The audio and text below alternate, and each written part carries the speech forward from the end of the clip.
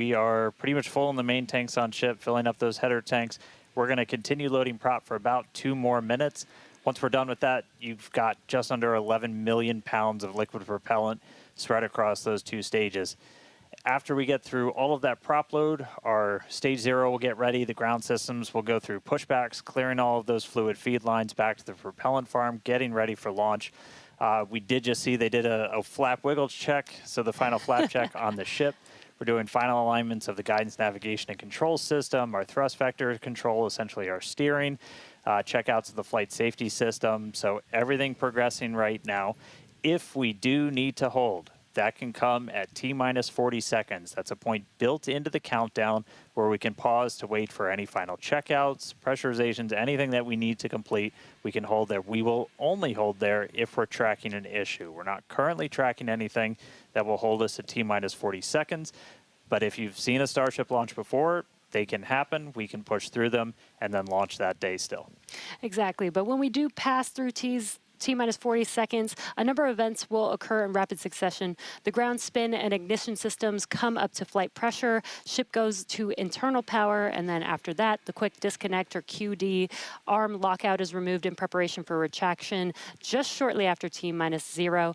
And once we pass T-minus 40 seconds, we do still have the ability to recycle the count under certain conditions back to T-minus 40 seconds, and then hold there to assess what happened and see if we can proceed again back down to T0. Yeah. There are a couple of things, kind of gates in that timeline that if we pass through that and we hit a hold, we'd have to scrub for the day. One pretty visual one will be if the water starts flowing for that deflector system that's underneath the launch mount. That happens right at around T-minus 10 seconds.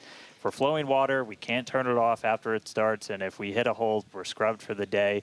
We would need to refill those water tanks. We would also, at that point, need to refill all of the propellant tanks, as 11 million pounds of propellant is a whole lot.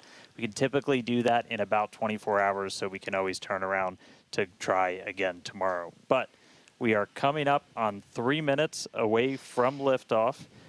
We should be hearing that we're closed out of prop load on the ship at this point. Booster coming up shortly. Wow, the weather just looks amazing there with Starship on the launch pad.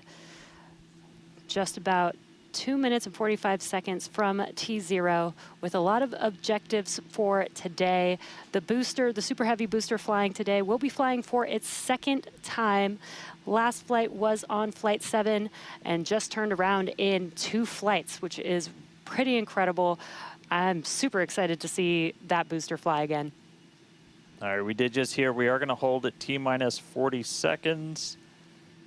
So we'll pass along some more information once we hear that reason. But again, that's not the end of the day. We can hold at T-minus 40 seconds for quite a few minutes. We eventually have to start looking at our temperature of all of our propellant on board. That's usually what drives us to, if we've held too long, we have to stand down for the day. So we are expecting a hold at T-minus 40 seconds. Sounds like we're going to be doing some additional checkouts on the booster Raptor while we're at that T-minus 40 second mark. So we will expect to see the clock pause at T-minus 40. And then again, we've got a couple of minutes. They can work through the issues. If we're able to clear them, we can still launch today. If it's something that we can't, we can always stand down, turn around, recycle, fly again tomorrow. Again, that's really important. This is what terminal count is exactly for, is to be checking the vehicle, monitoring the vehicle systems as it makes its way down to T0. And again, this gives us the ability to catch anything and be able to hold, as Dan has been saying, and recycle if we need to, or pause so that we can work through those issues and see if it's something that we need to stand down for. And as Dan mentioned, we will be holding at T-minus 40 seconds, so in about 20 seconds from now. Yeah, so we'll hold there, and they'll work through these final checkouts on, sounds like just one of those Raptors on the first stage on Super Heavy, which, as you said, we're reflying it for the first time. 29 of those 33 engines have already been used in a launch, one of which has already launched twice, and will go for and its is getting ready for its third time. Right. And you just heard our flight director for the day, Joe Sliker. He just shared that we are going to hold at this T-minus 40 second mark. Keep an eye on one of those Raptor engines on booster.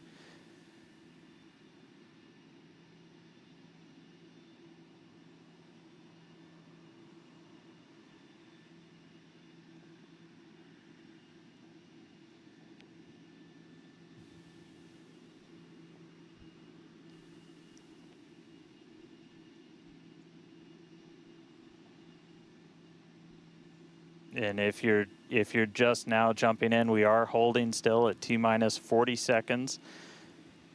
Watching one engine, waiting for temperatures to kind of get to a zone that we want them to on one of the engines on the booster, on the super heavy booster, getting ready for its second ever flight.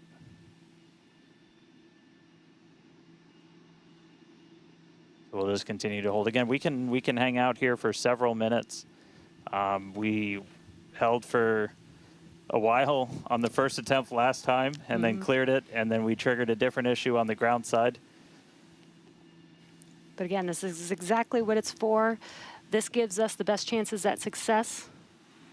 And the clock is rolling. There we go. All right. T-minus 30. Let's listen in. Watch that first flight proven super heavy. Get ready to take off from Starbase.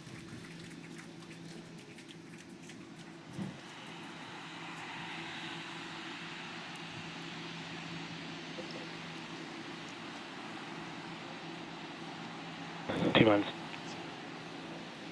Down to 1. Hit hold.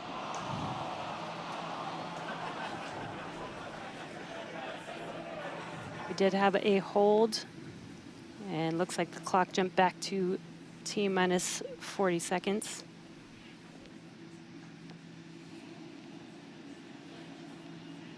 All right, so yep, we jumped out. I did not see the deflector go off. So hopefully we were right at around that T-minus 10-second mark. And if we were before that T-minus 10-second mark, we do have the ability to recycle, as we mentioned earlier, back to T-minus 40 seconds. So it looked like this time it was a ground side issue. We're taking a look at this real quick. So again, we're back at T-minus 40. We're gonna hold for a little bit. We are still not scrubbed for the day. Give them a couple of minutes to work through this. Again, we can hang out at T-minus 40 for several minutes. Eventually, we start looking at your bulk temperatures and all of your propellant on board the vehicle. We're not actively replenishing the propellant on board Super Heavy and Starship, and so you don't have essentially forever to hang out before things start to warm up. And you do want to make sure your temperature's in a really stable range for a healthy startup on Raptor engines. So they're going to work through this issue. We can continue to hold here for a couple of minutes. What's launch without a little extra added excitement?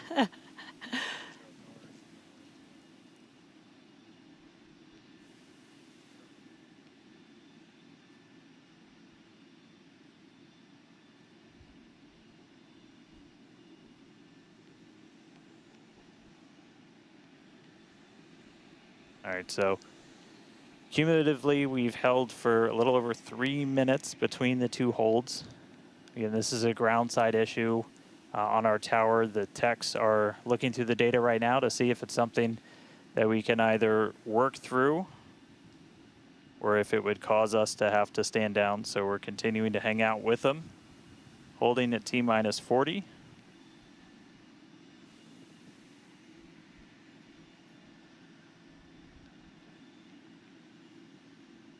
And if you're just joining us, we did initially hold at T-minus 40 seconds. We continued the count, but recycled before we got to T-minus 10 seconds.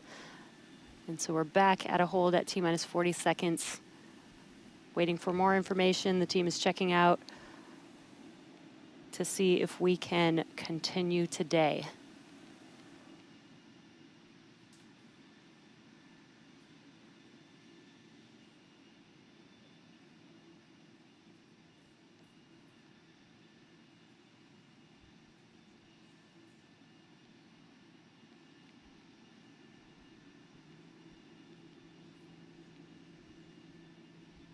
And we're continuing to hold here at T-minus 40 seconds. We've been holding for just about 5 minutes now as the teams evaluate if we can continue to T0 for Flight 9.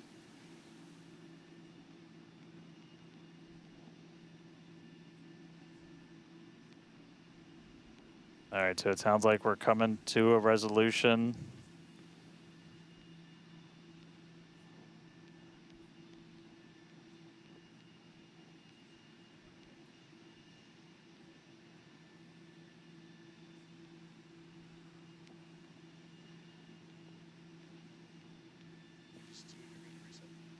All right, so we are getting to a resolution. We're going to reset everything.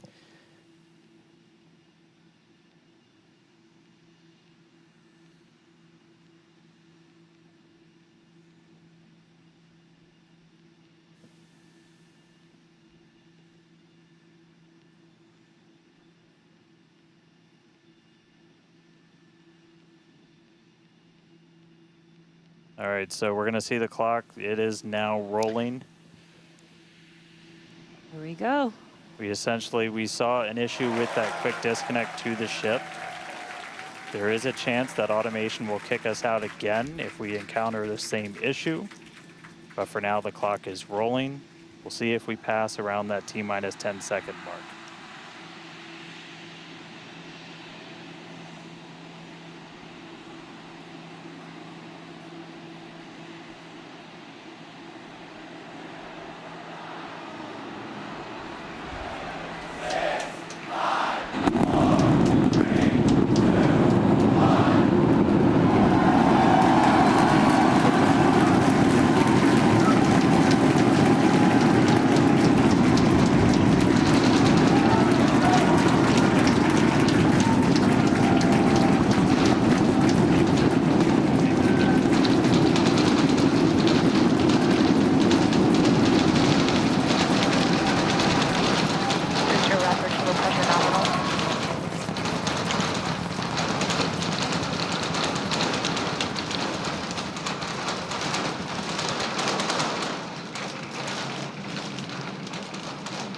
T plus 40 seconds, it's one hell of a sight from here. We see it arcing right over top of us. We see 33 out of 33 Raptor engines lit on Super Heavy as it starts to ascend skyward.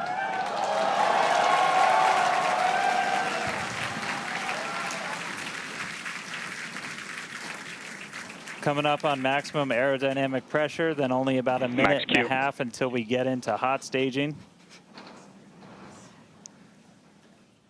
Wow, Dan, that was incredible. We could feel the building shaking here, feel the vehicle's power. Now we're just about a minute away from shutting down those engines on the booster. Again, this booster is flying for its second time today. All right, so hot staging coming up a little under a minute. We're going to see all but the 3 center engines turn off on the booster. So our version of MECO, most engines cut off. And then just a few seconds later, hoping to see 6 engines ignite on ship to push it away.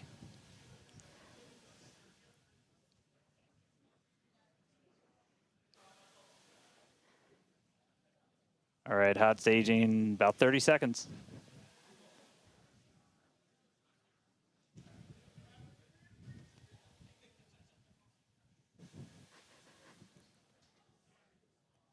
And definitely keep an eye on which way the booster flips. First ever directional flip we're going for today. Should flip straight up.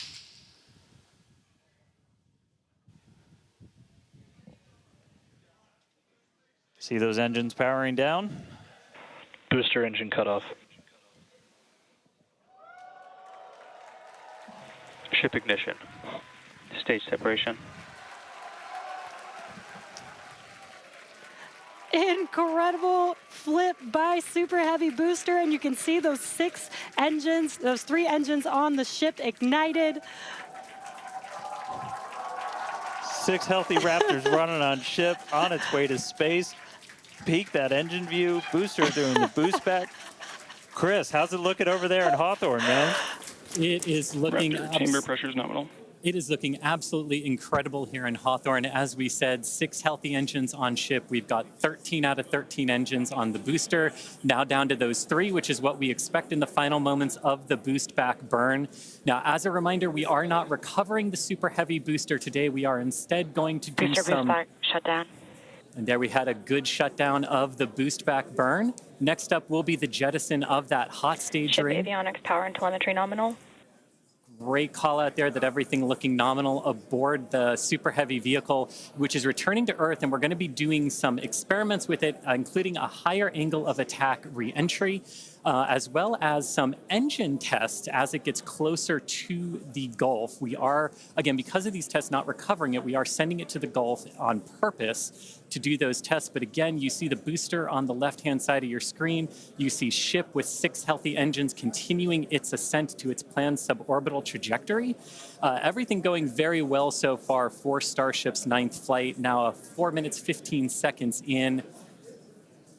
Great views from inside of the aft engine area of ship there, looking at those 3 sea level and 3 Raptor engines on the right-hand side of your screen. The booster doing its LOX dump, that liquid oxygen dump. So because we don't need some of that liquid oxygen propellant in its tanks, we vent that propellant out to lessen the booster's mass as it comes in for its landing. Just absolutely gorgeous views watching these 2 vehicles do their respective things in the skies over Texas here today. And Dan, we're approaching the 5-minute mark into the flight. Super Heavy is descending rapidly. What can we expect here in the next few minutes as it does its atmospheric tests? Yeah, now as we had talked about, Super Heavy might not have a very smooth ride down. We're going to be putting it through this higher angle of attack. So we're kind of pitching it up a tiny bit, increasing drag. We've done this in wind tunnels. We've done this in computer modeling. It shows that sometimes the control isn't great, but only one way to really prove it out, and that's to get real-world data. So here comes Super Heavy. It should be igniting for its landing burn in just about 40 seconds from now. And we are going to relight 13 engines, then bring that down to 3 engines. As we talked about earlier, we will be intentionally shutting down. We will be shutting down one of those 3 center engines intentionally to push the limits of the Super Heavy booster. Ship Raptor, chamber pressure is nominal. And continuing to see 6 healthy engines on the ship. 3 sea level and 3 vacuum engines still ignited as the Super Heavy booster is making its way back down to Earth. We can see those grid fins doing some heavy work. Booster landing startup. Ignited for our landing burn.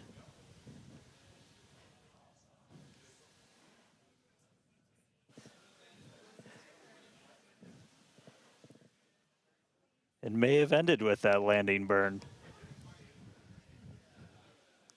Does look like we lost telemetry from the booster once we started into that landing burn. Did you hear confirmation that the booster did demise? So the booster's flight ending before it was able to get through landing burn, but again, we are not bringing that back. We're expecting it to make a hard splashdown in the Gulf.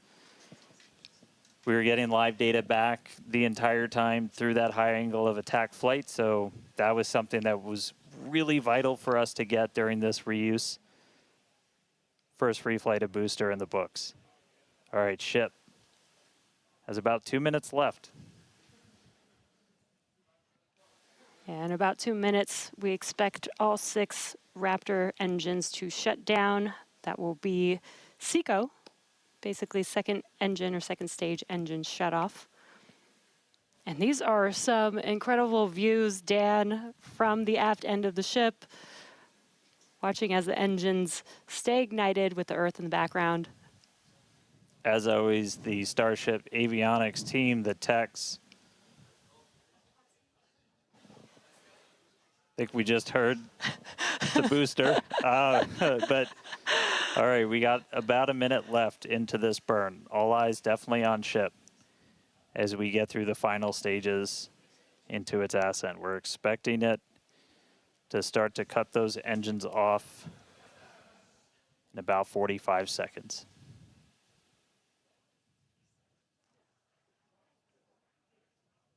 Terminal guidance.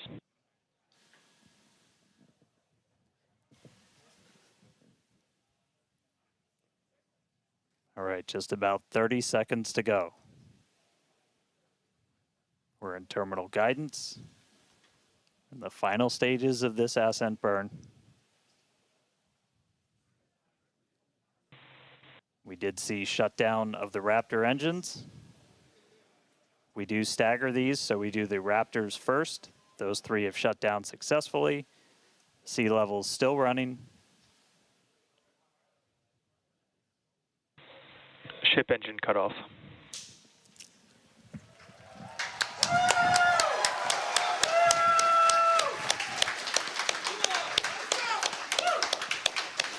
Ship engine Nominal cutoff, insertion. the 3 most beautiful words in the English language. And great call out that we had nominal insertion.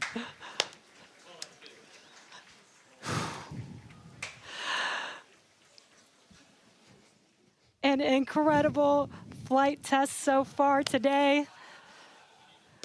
We reflew a super heavy booster for the very first time in 9 test flights. Ship is in its orbital trajectory. Again, it's going to remain suborbital for its mission today. But it ignited Ship F-gas is saved. It ignited all 6 of its engines and made it all the way through SECO just now.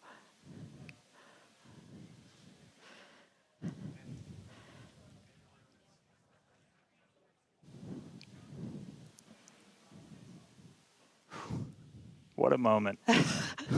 Incredible. All right, And but I we got- mean, that's, still lots to come for the rest of this flight. Per usual, I need to collect myself. Hey, Chris, how's it going over there in Hawthorne, man? How's everybody doing? I think the elation and the excitement and the happiness at what we just saw achieved carried through across all of our sites.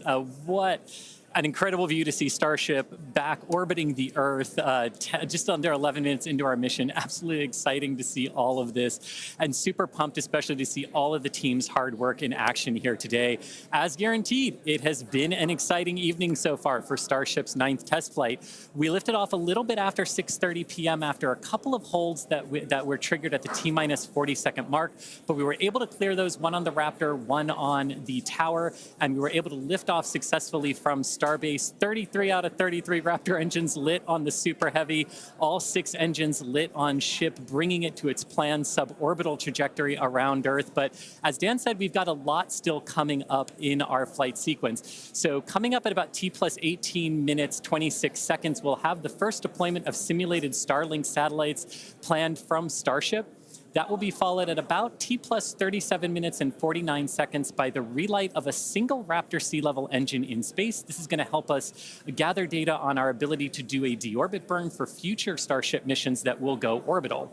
And then, of course, one of the biggest tests yet to come is the new heat shield modifications to Starship.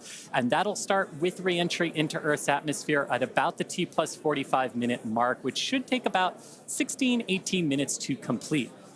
And now today's reentry is going to test that heat shield like we said, specifically how Starship will hold up to 100 missing heat shield tiles on its thermal protection system. Now, we purposely took those 100 tiles off over very critical areas of the vehicle to be able to safely test on a flight like this suborbital trajectory into the Indian Ocean what might happen on an operational flight in those areas if we were to lose the primary heat shield tile over Starship. So very critical test coming up. And then after that, we'll have the final descent where we will again be pushing Starship to its limits. We definitely pushed the booster to its limits today to gather data, and we're going to be doing the exact same thing on that ship, seeing how the ship handles various flight conditions that we will need it to fly in as we look to one day soon bring ships back to Starbase for catch and reuse.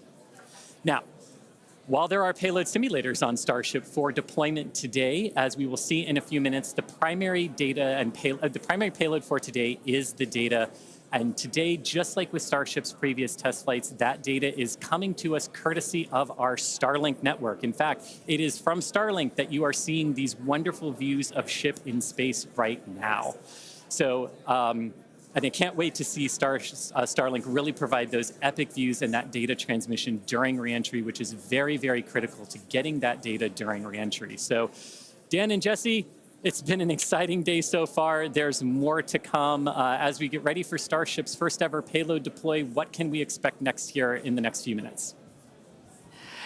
Thanks, Chris. Just going to reiterate, thank you to the Starlink team for these incredible views today. In a few minutes, Starship will deploy 8 Starlink simulators, similar in size to our next generation Starlink satellites. The Starlink simulators will be on the same suborbital trajectory as Starship, meaning they will passively re-enter the atmosphere, just like Starship. With tests like these, we can see how Starship's payload deploy systems work in flight while ensuring that the simulator satellites pose no safety risk to people on Earth or for other satellites in orbit. Now, this also ensures that any parts of these simulator Starlink satellites that do survive reentry splash down harmlessly in the middle of the Indian Ocean. And then before we get there, though, we're going to have to open up that payload deploy door. So we've only ever done that one time before. Pretty sure it was Flight 3. Someone on the internet, please check me. But that was the only time we ever opened it. And we've had Starlink simulators on the last 2 flights, but we haven't gotten to this moment yet where we're able to open up the payload door and start deploying these. It's going to be pretty cool. We've got them stacked inside of the Starship payload bay, and we'll have potentially a couple of views. You saw one camera pop up. Oh, there we go. Look inside of the payload bay of Starship. You can see them stacked down in the middle of your view. There's kind of 4 on either side, so they're sandwiched on top of each other, a stack of 4 right behind each other. And then we're going to pop the door open. It's on the right side of your screen, so we'll see that open up and then start firing those Starlink simulators out into space. We are expecting the payload door to open in a little over a minute from now. And then once that payload door is open, about a couple minutes later is when we will start dispensing those Starlink simulators. That's a what a view great right view. at the bottom of the stack. So should be able to see them kind of firing out from right there. So really cool. And eventually these are going to carry dozens of the next generation of Starlink satellite into space, and those are going to enable some truly insane things in terms of speeds from space and what we're able to do. Starlink's been really great for Starship, obviously. Getting live video back is really cool, but just the amount of high-speed telemetry, everything we're able to get back is insane. And for a development program, that's kind of everything. We're in excess of 130 or 160. My numbers are fuzzy right now, just like my brain is. But well in excess of 100 megabits per second of downlink. And a lot of that gets eaten up by video. We've got dozens of cameras across Starship. We added several more. For this flight, you saw a couple of those as we have essentially 360 degrees. Oop.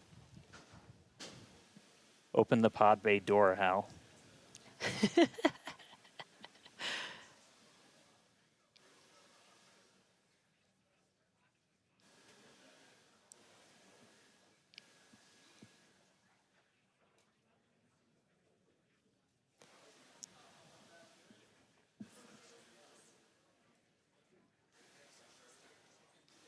Now we are expecting the payload door to open any moment now, so we're watching out for that. Again, you're looking at the inside of Starship as it's suborbital.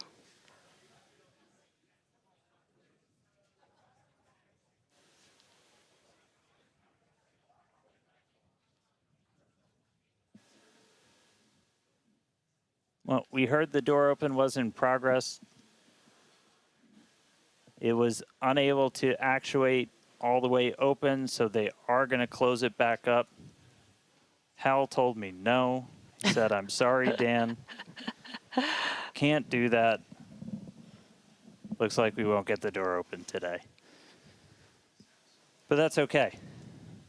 This is obviously a test we want to be able to do before we're deploying full-on Starlinks. But the real focus for this, now that we are in space, is getting to that reentry. That is the most critical phase of Starship that we still have to prove out.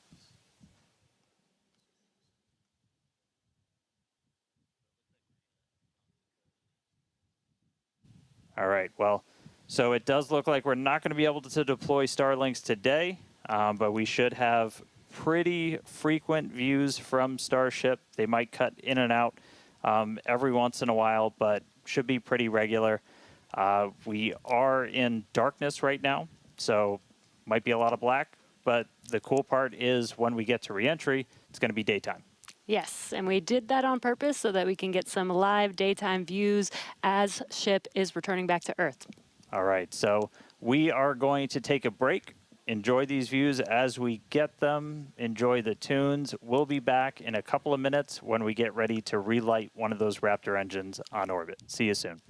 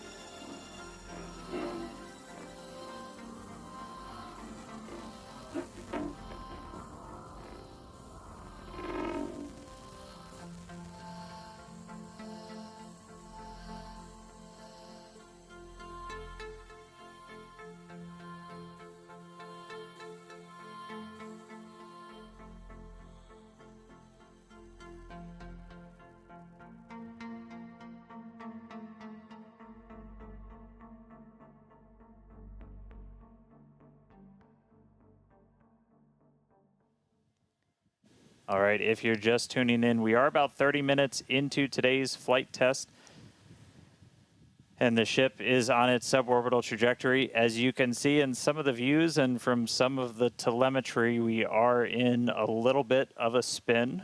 We did spring a leak in some of the fuel tank systems inside of Starship, which a lot of those are used for your attitude control. And so at this point, we've essentially lost our attitude control with Starship. We are still on a path toward re-entry. We are suborbital, so no matter what, we are going to enter. However, this lowers the chances for it to be a controlled re-entry. So if you think back to Flight 3, when we had something similar happen, just the end symptom of a loss of attitude control, we were in a roll by the time we hit re-entry. So we are going to re-enter. We should hopefully still have views. The Starlink satellites are pretty robust to still maintaining contact. We've got 4 of those terminals on the vehicle, and they're pretty robust to maintaining contact even when we are in a spin, essentially. So we should hopefully continue to keep live views. It's going to still be dark until we get a little bit closer to entry, as we are a little bit, we're coming up on Africa. I believe we do swing just to the south of that continent. And by the time we start heading out over the Indian Ocean, we'll start heading into a sunrise. So not looking great with a lot of our on-orbit objectives for today, where we were hoping to do the PES deploy and relight an engine, and then really importantly, get into that controlled entry to really put the heat shield through the ringer. Nonetheless, Starship marching forward towards that re-entry over the Indian Ocean. So we'll continue to hang with it and give you any updates as things continue to change.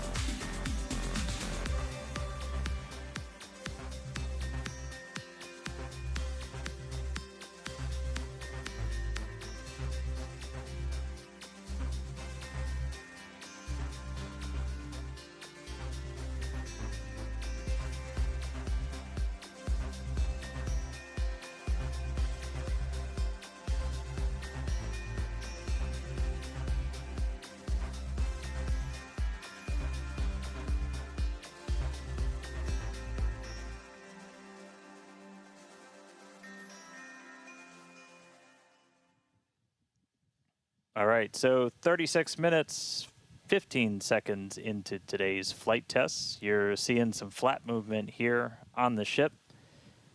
If you've been following along, we have essentially lost attitude control on the ship at this point. It is suborbital, so it's still headed to the exact same trajectory as before. We were not able to get that payload door open and deploy those nose cones. We've been dealing with some leaks on the ship. This is also what led to that loss of attitude control. So at this point, we are kind of in a spin, and we are also going to be skipping that Raptor relight. If you've followed through the history of Starship, something similar happened, different cause, but same symptom back on Flight 3, where we weren't able to maintain attitude control in orbit. And so we're going to skip the relight of that Raptor engine while we're in space. We are going to still proceed with entry, but as we are not able to control the attitude of the ship, as we get into entry, it will enter in whatever orientation it is in at the time, which does not bode well for the ship's heat shield, as we're not going to be essentially aligned the way that we want to do for reentry. So it is definitely coming down. It is definitely heading to the Indian Ocean, but our chances of making it all the way down are pretty slim. So we'll still get as much data as we can. We're still getting live telemetry, live views from Starlink the entire time, and we'll continue to stick with ship as it continues on. We are about 10 minutes away or so until we start getting into entry, and the light will start to pick up as we cross the Indian Ocean, and we'll start to see a little bit more daylight, and we'll, as always, as long as we maintain that comm link, get some plasma on the way in and start to bring the Starship back through the Earth's atmosphere. So that coming up in about 10 minutes or so. So we'll check back in with everybody in a little bit.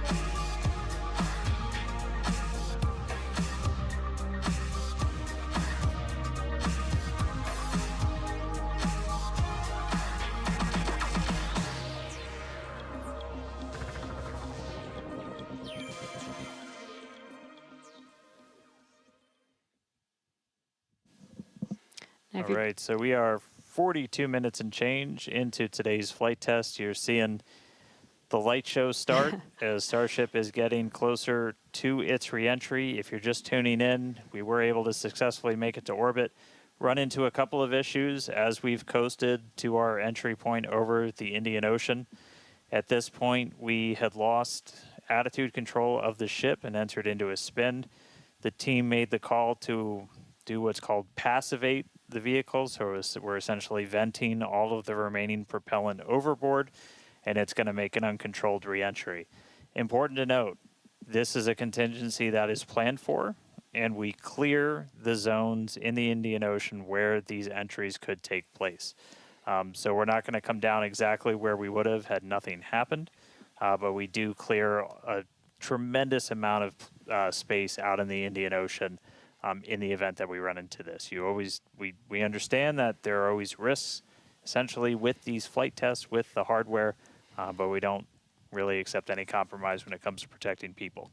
And it is one thing to note is we will actually still re-enter in our planned airspace zone, which is good.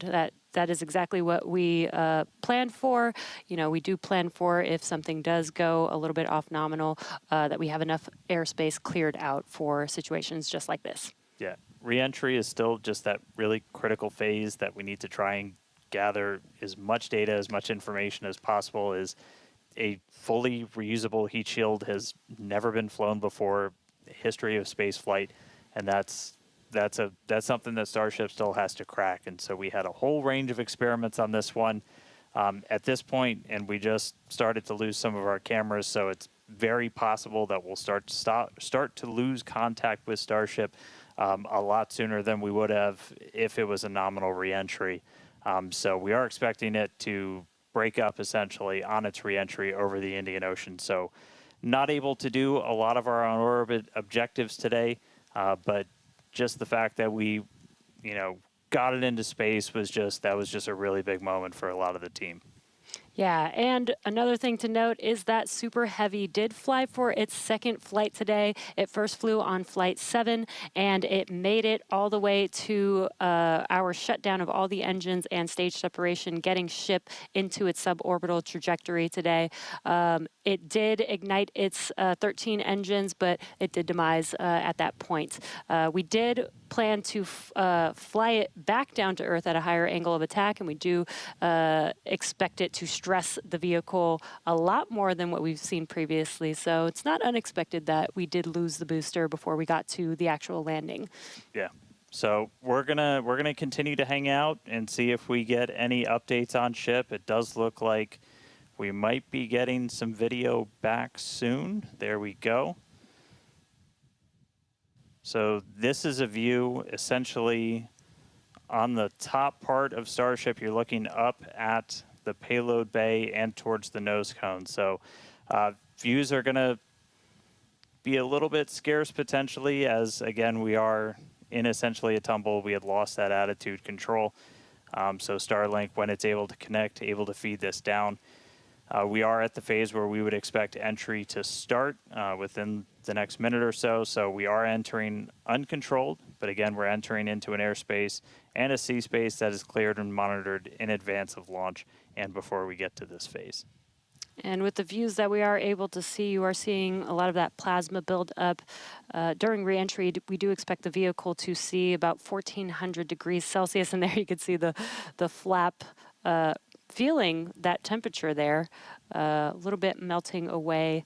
But as we expected with the spinning of the vehicle, we are no longer controlling the attitude of the vehicle. So this is now, at this point in the test flight, it is expected to see it begin to demise a little bit on its way back down to Earth. Yeah, and so we'll stick with it for as long as we're kind of getting any reach back from the ship as it starts to make this reentry.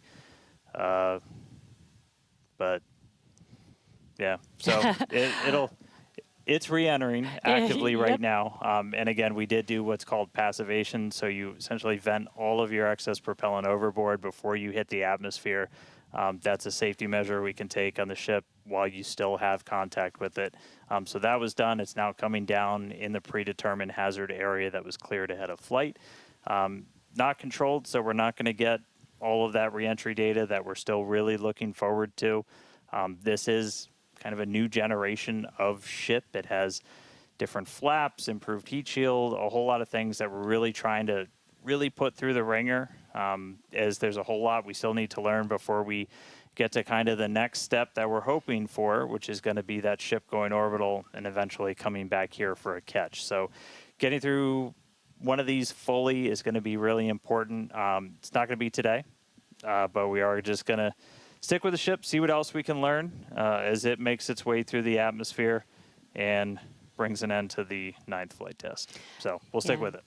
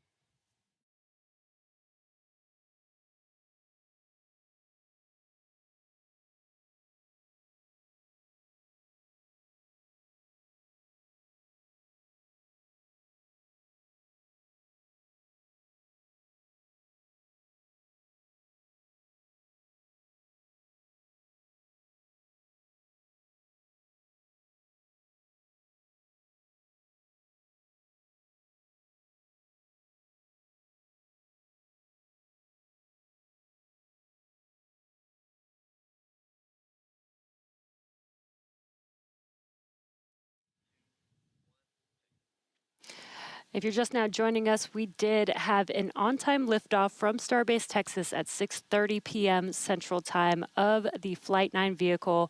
We did have some incredibly stressing objectives today. The Super Heavy booster flew for its second flight. It first flew on Flight 9 and made its way to take ship all the way up to stage separation, doing its second flight ever, which is pretty incredible. We did lose the booster on the way back down, as we did fly it back down at a higher angle of attack. So as expected, we did have it demise on the way back down. Yeah, we were able to get all the way to that landing burn, though. So we made it through that higher angle of attack. So a lot of great data that's going to help us improve those future booster flights. Yeah, we did do the directional flip, and it worked. Yep. It was actually Flipped a in the great right view direction. that we saw. And then ship continued 6 healthy Raptor engines in the beginning of its flight, making it all the way to Seco and coasting for quite a while. We made it to the expected time that we would open up the payload door. Unfortunately, the door did not open as we expected it to, so we did not deploy the 8 Starlink satellites. Yeah, we ran into a couple of issues once ship got there, but I can tell you it was a pretty crazy moment for a lot of the people that were standing here for ship to make it there. It's been a couple of flights, but it was really exciting to see. Ran into some issues on orbit. We weren't able to deploy the Starlinks. We eventually lost attitude control, dealing with some propellant links inside of the ship. And we did lose attitude control. And just to confirm, we did lose contact with the ship officially a couple of minutes ago. So that brings an end to the 9th flight test. So still a lot of work to do, but really big moment. Chris, how's everybody doing over there in Hawthorne? What's the vibes, man? Yeah, you know, I mean, it's a test program, and that's what we're here to do. We're here to learn, and that was definitely the vibe and the atmosphere here at Hawthorne. Would have been great to see ship get all the way through its objectives today, but with all of that data that came down through the Starlink system, we're definitely going to learn, and we're definitely going to fix that and push forward. Also, great to see the responsible engineers here in mission control, talking with the flight control teams in Starbase. We talked about how it's great having that expert knowledge on console to be able to go to at a moment's notice, and that really helped us make the right decisions in orbit today when we decided to passivate the vehicle. So we will be here looking forward to Flight 10 and some success on future flights. All right, well, obviously congratulations to everybody that poured so much time, effort into getting this ship, this rocket off the pad. The last 2 months have been an absolute gauntlet for a lot of people, and we're continuing to learn more about this ship, about this rocket. We are trying to do something that is impossibly hard, and it's not always going to, you're not going to reach it in a straight line. We said there's going to be bumps, there's going to be turns, but seeing that ship in space today was a hell of a moment for us. So congratulations to every single person who put time, effort, sweat, anything into that rocket. Yeah, this is exactly the SpaceX way. We're going to learn, iterate, and iterate over and over again until we figure it out. So thank you to everybody for tuning in. Thank you for the fine people of Cameron County, including the residents of the newest city of Starbase, as well as the Coast Guard, Federal Aviation Administration, Government of Mexico, as well as the Australian Space Agency. All right, now, this is not the end. We're going to have a whole bunch of cool liftoff stuff, so be sure to follow us on X at SpaceX for more, and we will see you back here for Flight 10. Thanks for tuning in.